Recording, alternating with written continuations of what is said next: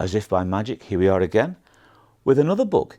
Even though this year has been a very quiet year for me in terms of visiting schools, it's been a very busy year in terms of publishing books. I showed you earlier The Crocodile in the House. In September, this book came out. It's called Football for Everyone. And if you like football, you'll like the poems in here, because we have 92 poems.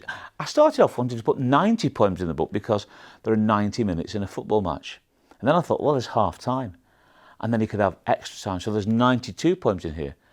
I was in a school talking about this about 18 months ago, and this boy said, yeah, and there are 92 clubs in the top divisions. I thought, how perfect did that work out? Anyway, my friend Martin Chatterton has done the fantastic illustrations for this.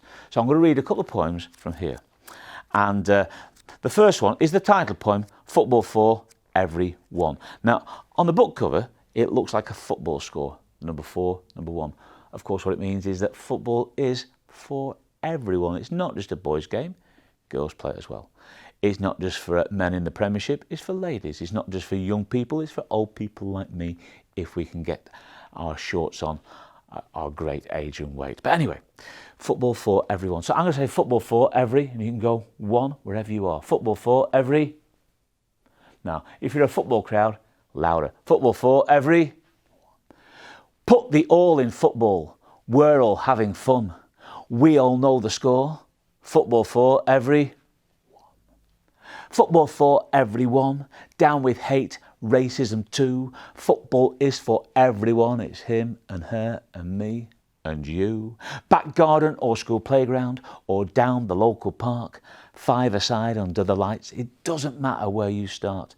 A kickabout with your mates. Penalties with dad and mum. Keep it up is by yourself. Football for every.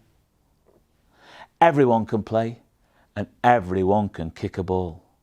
Jumpers for your goalposts. That's why football has it all. So put the all in football and we're all having fun. We all know the score. Football for every. Football for every. Last time, even louder. Football for every. 2. But the 2 is T-O-O, the all-inclusive 2. I put that in just as a little literary joke and pun to see if the adults are listening, and indeed they understand. Anyway, another poem from this book is called The Footballer's Prayer. So whoever you support, you might support a very famous team who are doing very well. You might support a team who aren't that famous, who aren't doing very well. But this is called The Footballer's Prayer, and it's based on the Lord's Prayer, because when I was a little boy, we had a vicar attached to our primary school. We used to go to Sunday school and listen to the vicar. And his name was Mr. Alloway, a man of whom I remember 2 things. The first thing was he had a really big shiny bald head. And the second thing was he was an amateur football referee. And he took me and my mates to matches he used to referee, often exotic ties like Blackburn Rovers 13 versus Burnley Reserves. But on one particular occasion, he took us to Old Trafford, where he was the linesman. And we watched Manchester United beat West Bromwich Albion 7-0.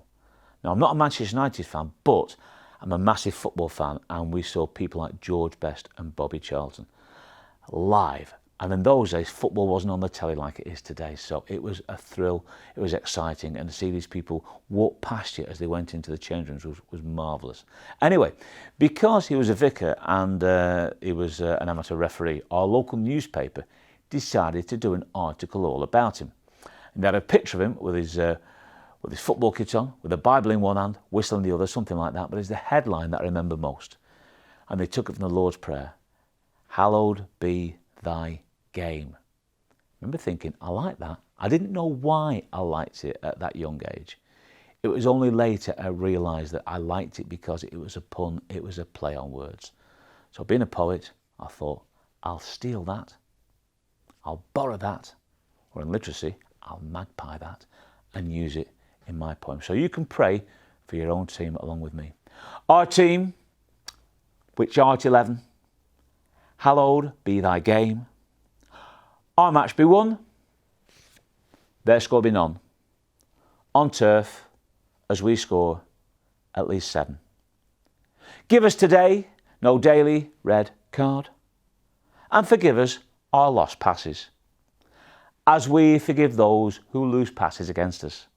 And lead us not into retaliation and deliver us from penalties.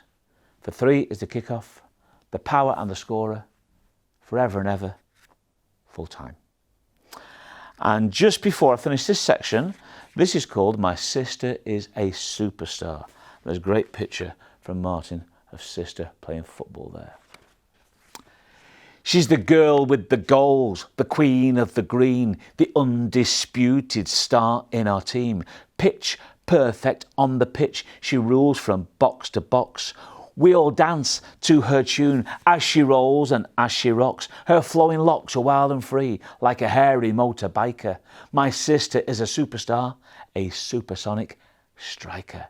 The Midas touch, the belle with the ball, the one who wins the hearts of us all. She puts the goal in golden, a jewel in our crown. She dazzles and she sparkles, running rings around and round, and though they try as they might, defenders can't outpsych her.